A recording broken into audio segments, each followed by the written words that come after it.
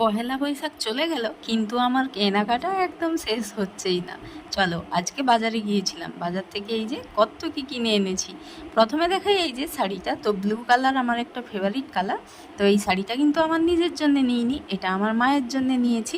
তো এটা কিন্তু গরমে পরার জন্য একদম পারফেক্ট।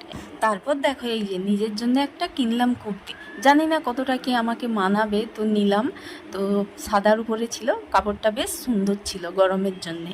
তো তারপর নিয়েছি আর একটা দেখো নাইটি।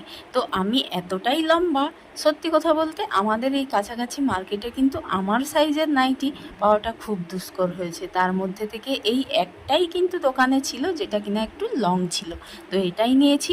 তারপরে একটা ব্লাউজ নিয়েছি, দেখে একটু ভালো লেগে গেল, তাই এই ব্লাউজটা নিয়ে নিলাম। তো চলো আজকের কেনাকাটা কিন্তু এই পর্যন্ত, আবারও কালকে কেনাকাটা আছে। তো চলো আবার কেনাকাটা করে তোমাদের সাথে শেয়ার করব। টাটা।